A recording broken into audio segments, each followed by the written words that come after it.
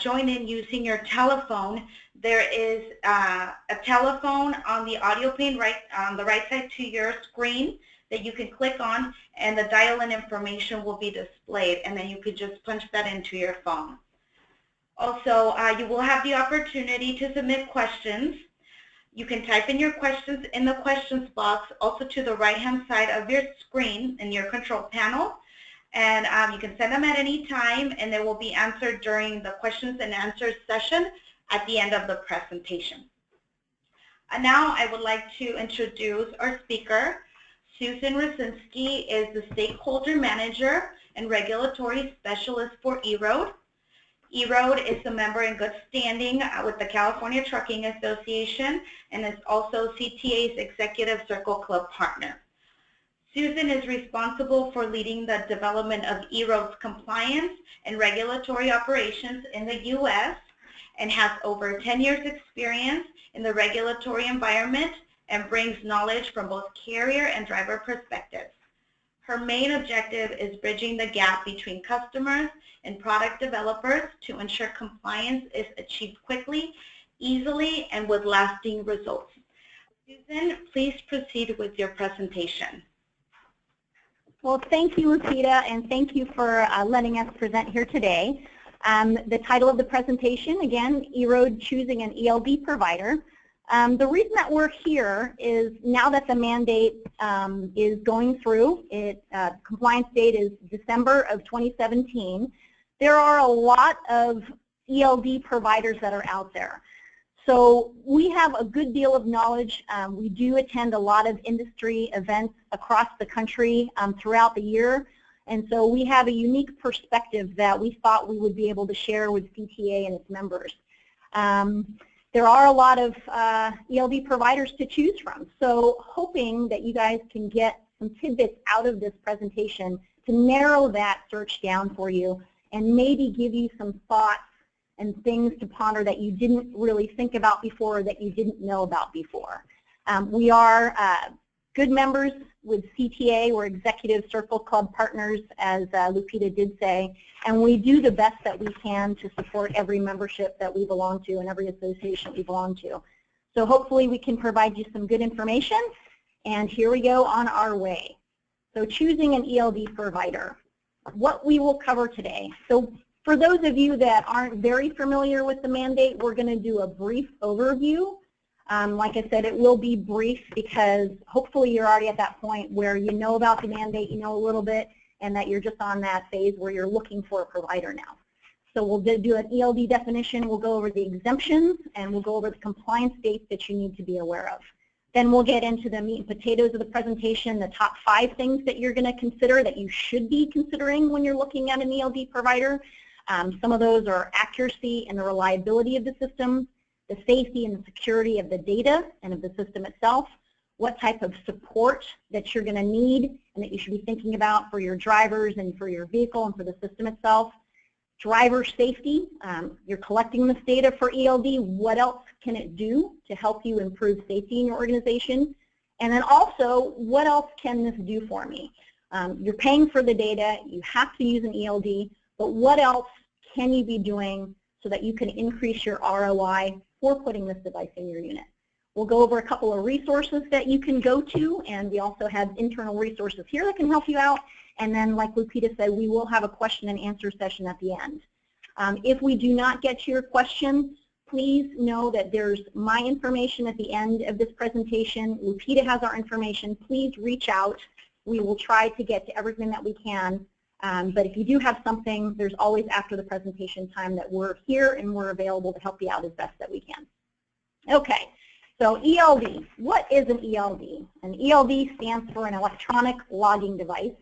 In Part 395.2 of the Federal Motor Carrier Safety Regulations, it means and is spelled out and defined as a device or technology that automatically records a driver's driving time and facilitates the accurate recording of the driver's hours of service. And it meets the requirements of Subpart B of that part. So it is different than an AOBRD. You might hear that term, an automatic onboard recording device. It is not the same. There are technical specifications that are different. So those are listed in the mandate. I won't get into those now.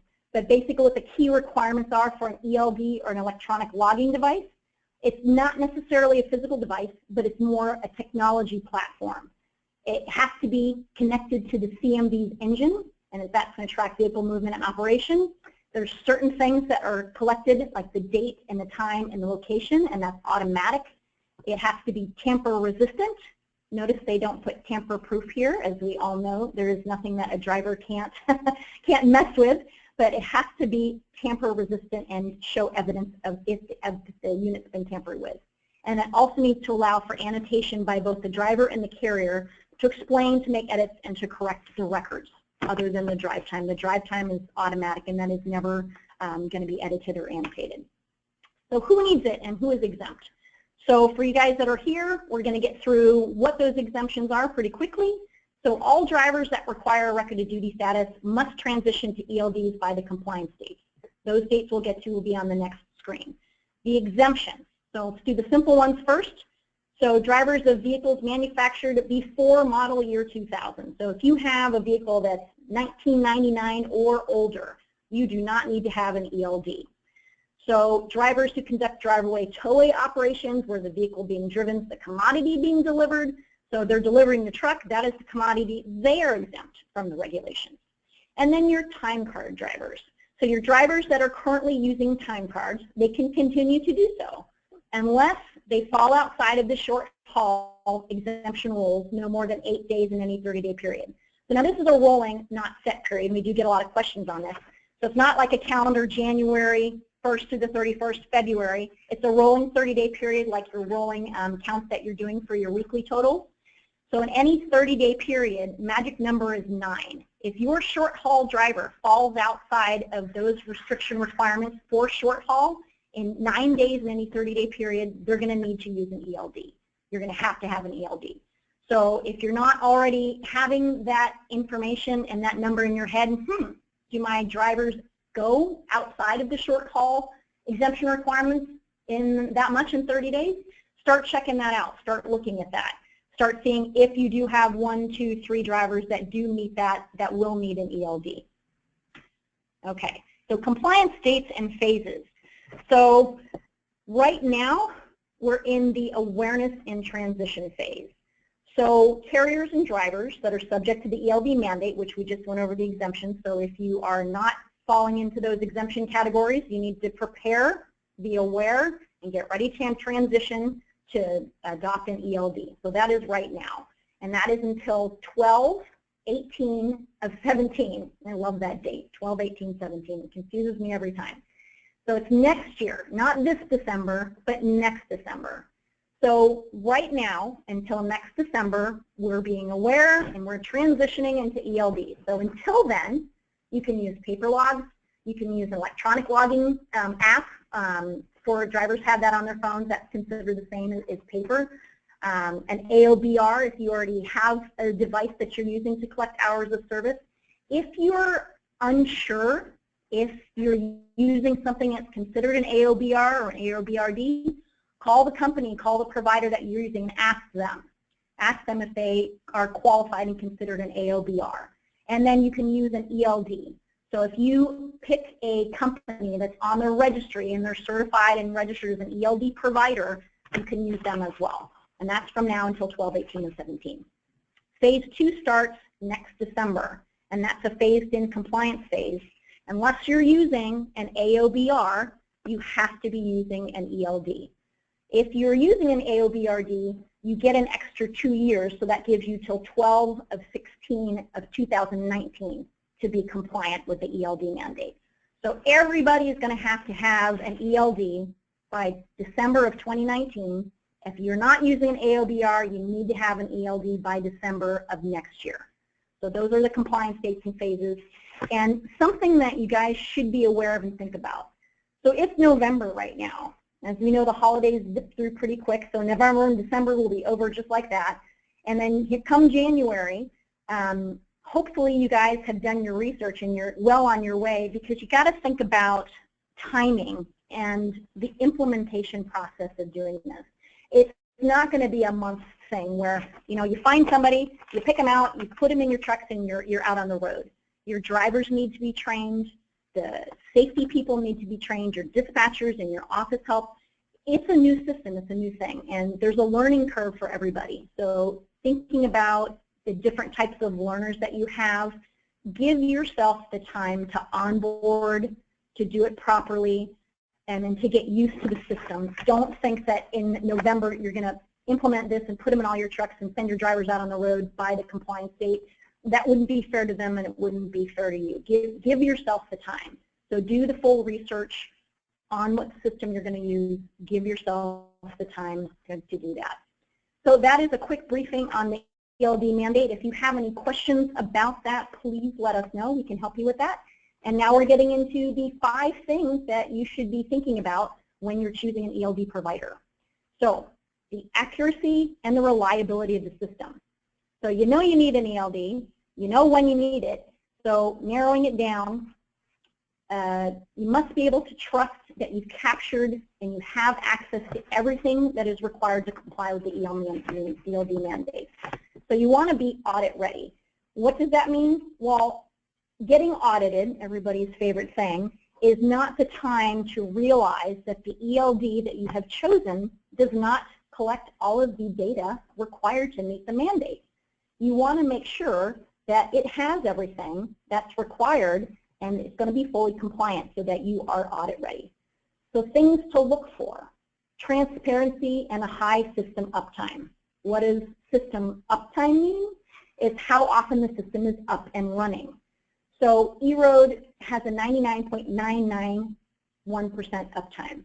So that equates to about less than 6 minutes of downtime per month. So how much is the system going to be down per month? So what you should look for is a system that is 99.9% upwards of uptime, and have it be something that you can ask when you're calling around and looking at these ELD providers that you're interested in. Ask them for what their uptime is. That gives you a good picture of what you're in for. If it has a lower uptime than that, is that really bad? Well, it just gives you a picture. It lets you know what you need to plan for.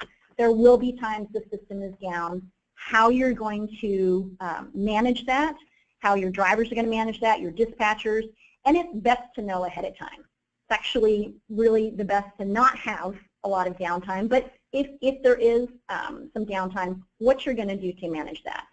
If the company isn't transparent about that, something for you to think about.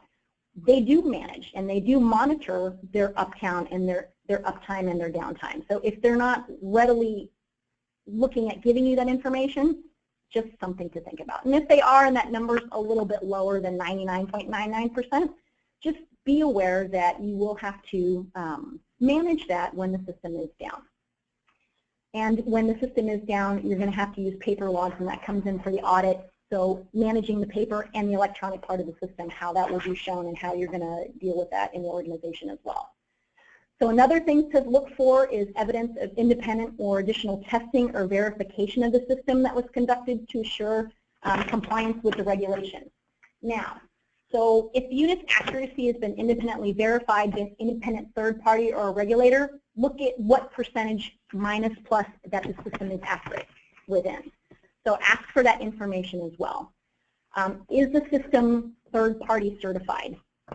So the Federal Motor Carrier Safety Administration does not require independent certification to get on the registry, but some companies may choose to do that in order to make sure 100% that their system meets the ELD mandate requirements.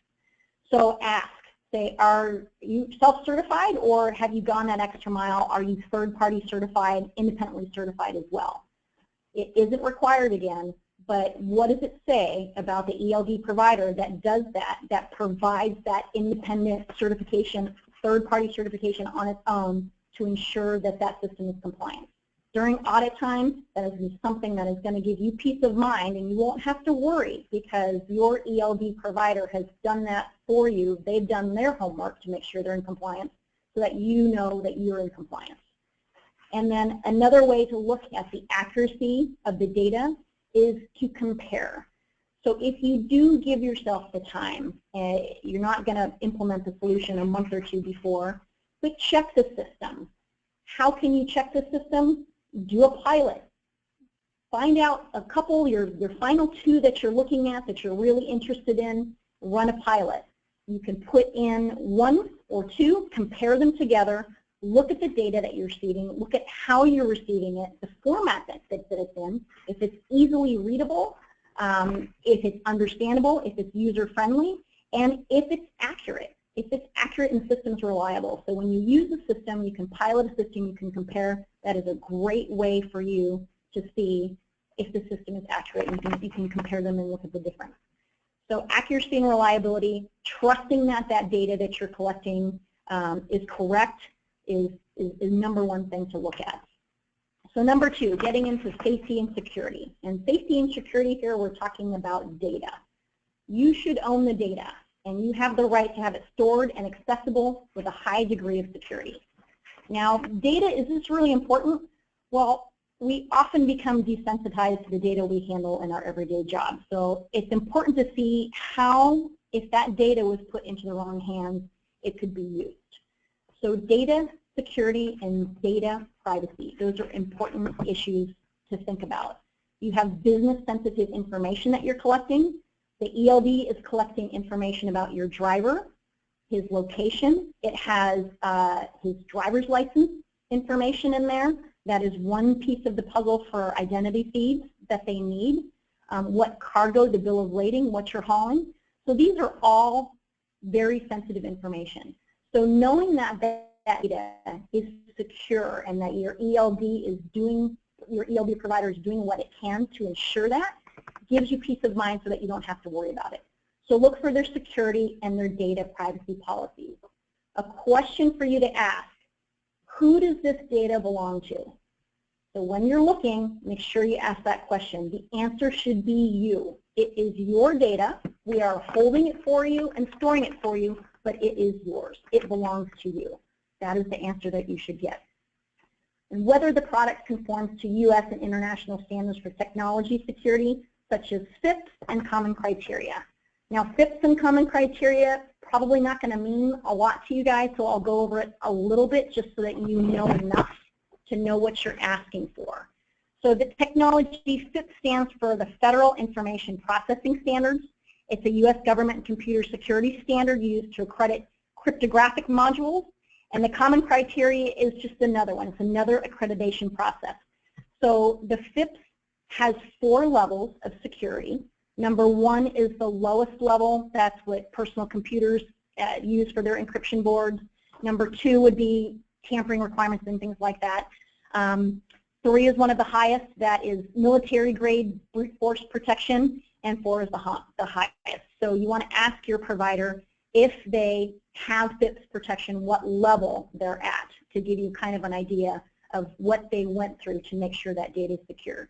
And the common criteria, it's a much wider review process. It covers more of the overall product, the software, the firmware, the hardware of the device. So they could do common criteria as another step on top of that. So if they're FIPS and common criteria, if they meet those standards, you know you're protected and you don't have to worry about the safety and the security of the system. Also, an ounce of prevention is worth a pound of cure. If you don't think data security is important, just think of the ramifications if you did have a data breach. It is expensive and it does have to do with safety, so you just don't want it to happen. And also, what does it say about the ELD provider that they are going above and beyond to protect their data? So they're not going to do that if they have crappy data. So it says that they value that data just as much as you do. They have integrity and they have excellent product. And you have that peace of mind. And make sure that you have cloud-based storage as well. Number 3, support. You want to minimize the operational disruption by proactively managing the transition to your electronic logging devices with your drivers and with your staff. So many things to think about here. You will need support. You are not going to go pick an ELD, get it all into all of your trucks, and then go along on your merry way and not have any contact with your ELD provider. This is a relationship. You're going to sign a contract. So you're going to get to know your ELD provider very well.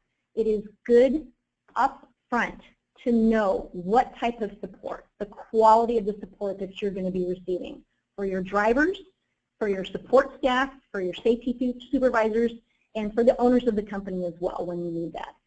So things to think about.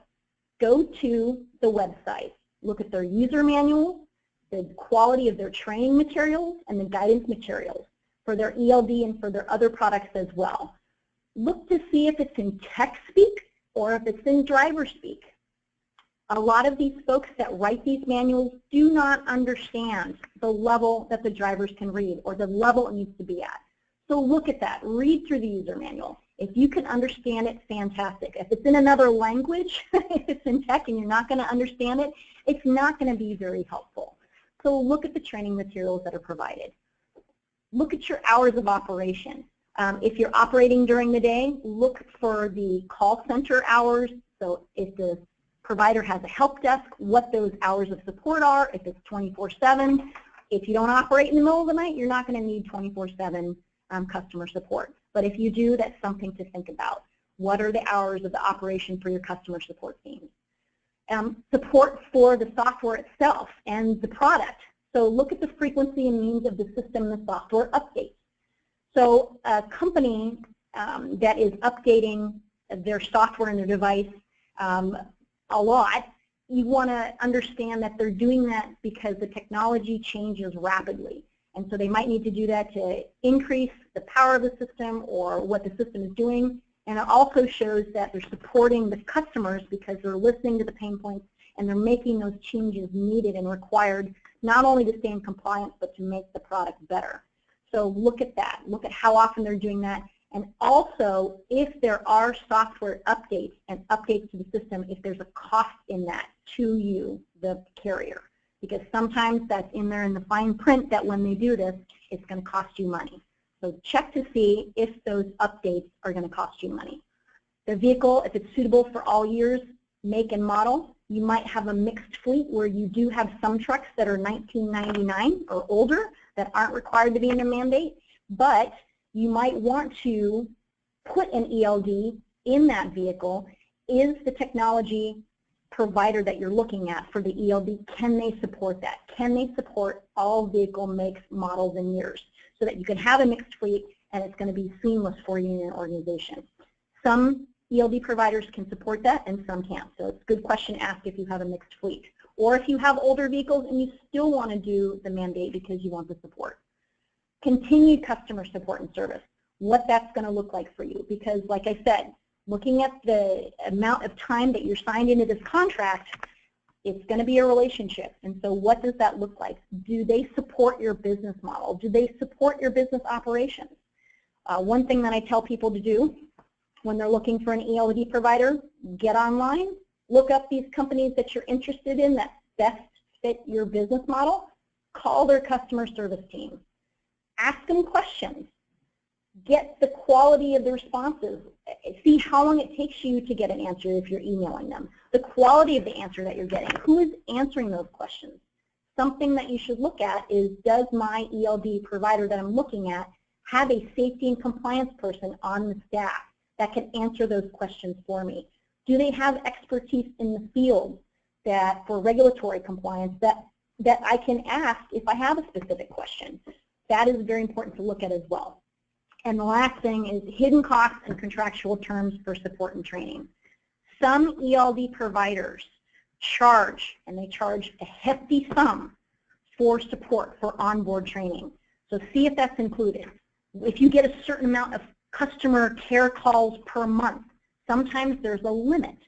So make sure you ask if the support, if the manuals, if any guidance that you need, if there are extra fees for that or if it's included with your device and your product. So that's very, very good. I know that it sounds like that wouldn't happen, but there are providers out there that do charge for things that you wouldn't think that they would charge for. So make sure that you have that and that you're asking those questions. And that it's continued support. Okay, number 4, here's one of my favorites. So driver safety. So you have to do the ELD mandate. The trucking industry is super heavy regulated. It's been a negative thing overall, this mandate. However, if you think about it, now that you have to do it, you're going to collect the hours of service data. What is the main purpose? And the main purpose of why we're here, why the ELD mandate was put in place, was for safety. They're trying to improve the safety of drivers out on the road and the motoring public that are out there with them. So if you are having the main goal of safety, what else is the ELD provider that you're looking at doing? What else does the system do to go above and beyond so that you can promote that safety culture in your business? It should have dashboards. It should have information for you so that you can actively monitor what your drivers are doing. And it is collecting that data. So the system could be collecting the speeding events, idling events, harsh, sharp curving, and braking events. And if you have that data and you're actively monitoring that data, what can you do with that? What does it do? Does it make a difference?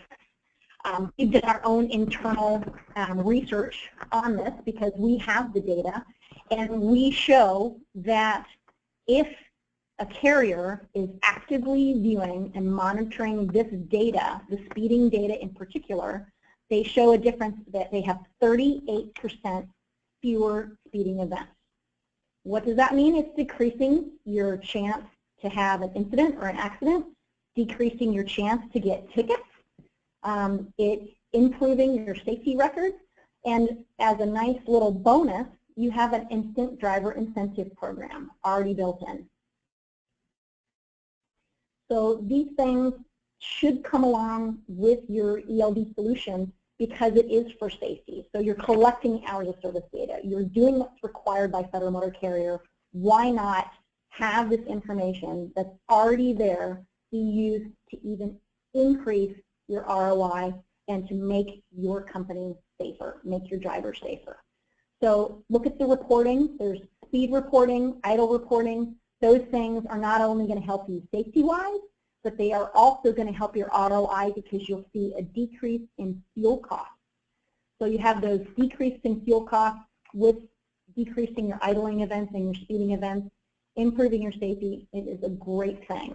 And we have the data to prove that it does make a difference if the customer, the carrier, the safety folks are actively engaged with the data.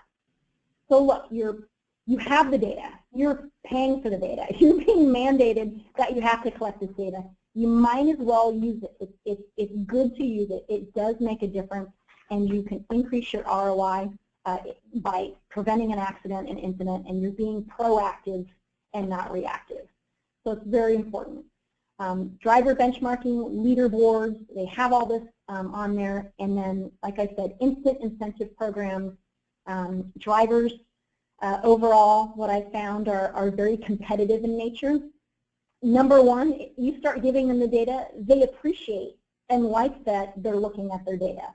And when you compare them with other drivers, they do compete with each other, and it does make kind of a fun awareness for them, and it does help improve safety. So having this as part of the ELD that you're looking at, having this be part of that package, and you know, if it doesn't cost any more, sometimes they don't cost any more to have this already because you're already collecting the data. So it's just how you're getting that data, a different way you're getting that data, and what else you could use it for. Also, the safety of the vehicle. So now that we're in the electronic world, all of those inspection reports, those DVIRs, does your ELD provider have a DVIR component to it? Can your driver now, with a touch of a button, say and document that he's done a pre-trip inspection? Can he document with a touch of a button that he's done his post-trip inspection? Not required unless there's something found, but if it's easy to do, why not do it and you're documented? So you're covering yourself, you're making sure that you are dotting all your I's and crossing your T's, you're documenting everything, and that also that information on that DVIR, it can now get to the mechanics quicker so that you can have less downtime for your vehicle in the shop and get it out on the road faster. Also, en route inspections. Does it offer a check of a button where if you're hauling hazmat or something like that and you have to document more inspections, it has the capability to do that for your driver. So these are things all to look at. These are little extra things that you can have with the system that shouldn't cost any more, and it helps improve your driver safety. Okay, so what else can this do for me? You have the system, you looked at your business needs, so looking for integrated solutions that deliver multiple applications can, and they should, provide high return on your investment. So ROI, what does that mean? Well, if you do it right, an ELD or a technology solution from an ELD provider that has multiple different things like we talked about can actually save you money. And not only can it save you money, but it can save you time. So just think about telling your drivers that they no longer have to fill out a vehicle trip report. So that's time right there. They can do more things. They don't have to calculate that. The data is already being collected. That's great. I already have it. It's there. That saves you time. That saves you money right there. So, and back office folks not having to do the vehicle trip records anymore, they can actually now spend that time updating all those company policies and procedures that they've had on their desk for the last few years. That's something that I had a challenge with when I worked for a trucking company. Always trying to find time to update your company policies and procedures. Well, now you can have the time to do that. So what else can it do? And can it withstand changes in policy changes in the regulatory environment? The 34-hour restart is one thing here. So does the ELD provider that you're looking at, do they understand the regulatory environment? And like I said, do they have a safety and compliance person dedicated on their staff? It speaks mounds for the technology itself and the excellence of the product. So can it do that? Is it scalable to meet growing operational demands and requirements? Data integrations and what we spoke about before about how the company is doing software updates and how often that they're doing them. Making sure that they're meeting those customer pain points and meeting the regulatory requirements in a timely manner and in an effective manner so that you don't have to worry about that. Since it's collecting all that data, think of the tax portion of it as well. So I'm collecting this information. They don't have to do the vehicle trip records. Does it do my IFTA reporting for me? Is it collecting weight mile tax information so when I have to file that, it does it automatically? Exempt miles. Does it do exempt mile reporting? If you're off-road a lot, if you're in the logging industry, if you're changing configurations a lot, does the system account for that? Does it have a way to collect that information to make those other parts of your business easier to do? So right there, you're getting quite a value for your money. And this could all be done with an ELD. So electronic logging device is already calculating that information. Ask your ELD provider that you're looking at, what else does it do? Can I do other things with it? And ask yourself, do you just want a device that meets the ELD requirements, or do you want it for the same amount of money, sometimes a little bit more, maybe a little less even? Do you want it to accomplish other things? And sometimes those other things could actually make the system pay for itself. If you have a motor vehicle accident and you can show exactly what your driver was doing, how fast he was speeding, if he was not speeding, you can either prove his innocence or it's to show that he actually did cause the accident. It will close the claim faster, keep you out of the courts, keep you on the road, and get it done with. As statistics show, the longer that a motor vehicle accident is in court, the more money that it costs. The more that is in the system, the longer that it takes to close, the more it's going to drag it out and cost you money. So think about that. If it saves you and proves your innocence with one MVA, there's your instant ROI. The system pays for itself. The safety that we talked about, all of those things. So what else? That is the big one here to think about, is what else can the system do for me? I'm paying the money, I'm mandated to do this, but what else can I squeeze out of this? And is it going to make my operations better? And is it going to make me safer? So those are the 5 things to consider. Now we're going to go through resources, and then we will have adequate amount of time for questions here at the end. The Federal Motor Carrier Safety Administration does have some good resources on their website. This one right here, I really, really like. I love it when I have questions and I go to the Federal Motor Carrier website, and a lot of people have asked those questions, so they have my question and they have an answer right for it. So this is what that is right here, this document. There's an electronic logging device and hours of service supporting document, FAQ. There's the link to it right there. It is a few pages, but it is very well, it's an easy read, it's in easy speak, and it may have some questions that you were thinking about asking, so that's a good document for that. I am also a big fan of checklists. So there's an ELD checklist for carriers. There's also an ELD checklist for drivers. So if you have a driver interested in knowing a little bit more about the mandate, there's a checklist in there for them as well. But for the carriers, you can go to this and it gives you things to think about. So you have that along with this PowerPoint presentation for some questions to ask, and you should be well on your way to having a good research base for looking into those many ELD providers that you have out there to look at. We do have experts here on staff to answer some regulatory and compliance questions for you. Now, I'm not a salesperson, and they're not salespeople. So anything with IFTA, IRP, weight mile tax, we have an expert named Rick Listella. His information is on here. Please feel free to reach out to him on that. Our regulatory and compliance person that we have on staff is Suna Lee.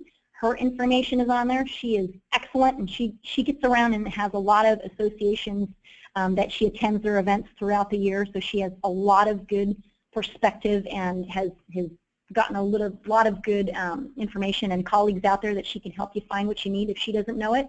And if you do have any salesy type questions, product information, operational information, contracts and things like that, I do have our senior salesperson on here. His name is Paul Clark. His information is there. We also have a California-based person named Joel Rogers that's available for you as well. So please reach out to us, let us know. And if you are bored out of your mind on a Friday night and you have nothing to do, there's a link to the final rule. Have at it, read it front to cover, and enjoy yourself. It will put you right to sleep, guaranteed. But if you need, just look at that electronic device, hours of service supporting documents, FAQs, that has everything on there, and then reach out to us. We are here to help. Okay, so we do have some time for some questions. So, questions. So, why are you and some of the other big technology providers not on the FMC registry yet? Well, I've got a very brutally honest answer. So why EROAD isn't on the registry right now? Well, we are just not ready. We have such strict internal testing mechanisms and requirements, and we are also at this time going through an independent third-party certification of our system through PIT Group, that we're just right now, while we can, we are taking the time to ensure that our ELD device is 100% compliant with the ELD regulatory requirements. So it's taking some time for us. We are doing our checks and balances, and we're making sure that when we do put our name on the registry, that we are self-certifying, we're independently certified, and that we'll be there well ahead of December 2017 mandate. And but we're just making sure that we're ready. Okay, another question. So what's another question? So does 100 miles or less exempt status still apply to interstate shipments? Yes. So the short haul exemption, where drivers operate within 100 air miles that keep time cards, will be exempt from the ELD, so long as the driver does not exceed that more than 8 days in any 30-day period. So if they go outside of the 12-hour time component as well per day, so if they're 12 and a half hours out on the road, if they go outside of that 100 air miles, so it's 100 for CDL drivers, 150 miles for non-CDL drivers between the 10,001 and the 26,000 pounds. If they go outside of those or outside of the time, then they will. But just think magic number 9. So any other questions? Do we have another question? Okay, we're getting to one more here. Hard to read this little box here. So how long has EROAD ELD been in operation? And when did EROAD start offering this? Well, EROAD has been operating globally since around 2008. We've provided IFTA and weight mile tax solutions to customers in the United States. And right now we are, like I said, developing and will offer an ELD. But like I said, that takes a little time. It took us some time to get certified and going with the tax component part of our solution. And so we're doing the same thing with the ELD. PIT Group is independently certifying us, and so we're super excited about that. And so hopefully early next year we will come out with our ELD and we will be on the registry well before the mandate. Any other questions that we have? And like I said, if we didn't answer your questions or if you think of some later, please look up. We do have one more that's coming that I'm trying to read here. And if you don't have our information, please reach out to Lupita as well. She can get us your questions as well. There we go. I wish I can look at all of your beautiful smiling faces out there that are eagerly awaiting an answer if you have questions and you just can't type like I can either on these webinars. Here we go. It's coming, it's coming, it's coming. Okay, so does EROAD have the capability to provide GPS mapping for vehicles? So GPS mapping, yes. EROAD does deliver real-time tracking with its own map layers. So we have tax exempt and off-highway depot information available. And we also, something I wanted to mention, not only do we have the GPS mapping, but we have the ability to geofence areas as well. So what we were talking about the speeding component earlier. If you have a driver that has a heavy foot, like we have some folks here in our office that have e-hubos in their units and they speed a little bit, you can actually geofence like a school zone or an area where you are showing them prone to speed in, and you can actually get real-time email alerts when that driver goes beyond a set speeding limit for that geofenced area. So not only do we do the geofencing and the mapping, but there's other different things within that, like the geofencing that you can do, other tools that you can use that help to bring back to ROI and affect those other parts of the systems that we talked about here. Okay, another question. Are you Android Apple capable? EROAD ELD solution is delivered on our standalone hardware, and that's called, you heard me say eHubo before. So we have an eHubo, so you don't need to be Android or Apple capable. So the ELD will actually be delivered on the eHubo hardware that is going to be hardwired to the truck through the ECM, which is required by the ELD mandate. So it means that drivers, they don't need to have another device. There's no additional data plans that are required. It makes it pretty simple. So it's a simple all-in-one solution. And that's something when you are looking at other ELD providers, please do look around. It is November, and a year and 2 months seems like it is a long way away, but it is not. So take your time. Do your due diligence. And I love these questions that you're asking of us, but make sure you ask these of other ELD providers as well. Get your answers, find your favorite ones, make sure that you're looking at the data, and find an organization, find an ELD provider that fits your needs, that fits your business, and that fits your staff, because I can't say it enough. It is a contract, but it is a relationship that you're going to have with them. It's very important that you know ahead of time who you're going to be dealing with, the quality of the product, and the quality of the people that work for the company. And so it's very important. We don't have any other questions right now, but please reach out to us if you have some. If you've got the jitters and are embarrassed to even be online asking, just reach out to us. We're here to help. If we can't find the answer for you, we know enough people in stream, we will find the answer for you. And we can send the, also, yes, we can send the presentation out. Lupita will have this PowerPoint presentation available for you on the website, and EROAD will also have it on our website, and we can get that to you if you need it as well. Yeah, and we can also give Lupita and us, if you give us your email information, we can send it to you personally through your email as well.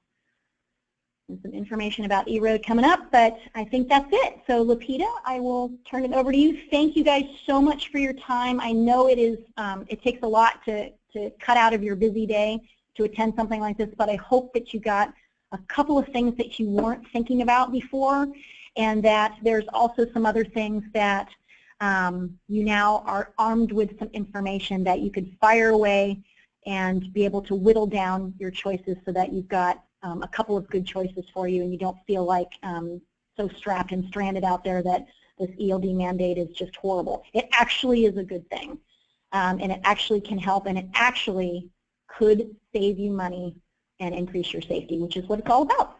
So thank you very much. I really appreciate your time and being here. Let me know if you need anything else, and have a great day.